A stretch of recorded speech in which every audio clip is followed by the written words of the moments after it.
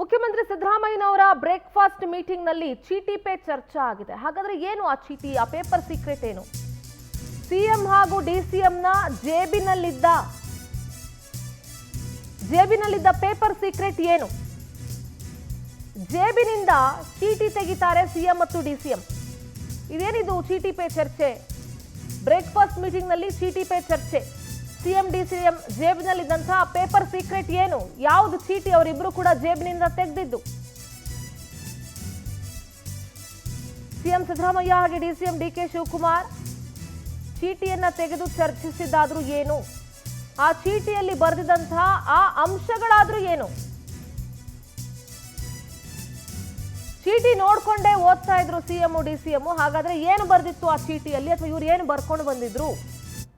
Paper secret ಏನು ಅನ್ನೋದು ಇಲ್ಲಿ ಈಗ ಪ್ರಶ್ನೆ ಉದ್ಭವ ಆಗ್ತಾ ಇರೋದು.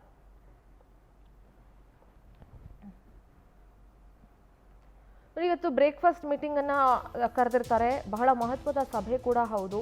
ಮೂಡಾ ಹಗರಣದ ಬಗ್ಗೆ ಚರ್ಚೆ ಮಾಡಬೇಕು ಅಂತ ಕರೆದಿರ್ತಾರೆ. ಆಗ ಜೇಬಿನಿಂದ ಇಬ್ರು ಕೂಡ, ಅಂದ್ರೆ ಸಿಎಂ ಡಿಸಿಎಂ ಇಬ್ರು ಕೂಡ ಒಂದು ಚೀಟಿ ತೆಗಿತಾರೆ. ಆ ಚೀಟಿಲಿ ಏನು ಬರ್ದಿತ್ತು ಅದನ್ನೇ ಓದ್ಕೊಂಡು ಅವರು ಮಾತನಾಡ್ತಿರ್ತಾರಂತೆ.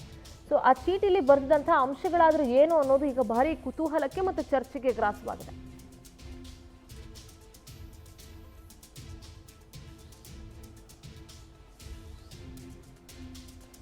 ಜೇಬಿಂದ ಚೀಟಿ ತೆಗಿತಾರೆ ಸಿಎಂ ಹಾಗೆ ಡಿಸಿಎಂ. ಏನ್ ಚರ್ಚೆ ಮಾಡಿದ್ರು ಅವರಿಬ್ರು ಅನ್ನೋದು ಈಗ ಬಹಳಷ್ಟು ಕುತೂಹಲಕ್ಕೆ ಕಾರಣ ಆಗಿದೆ.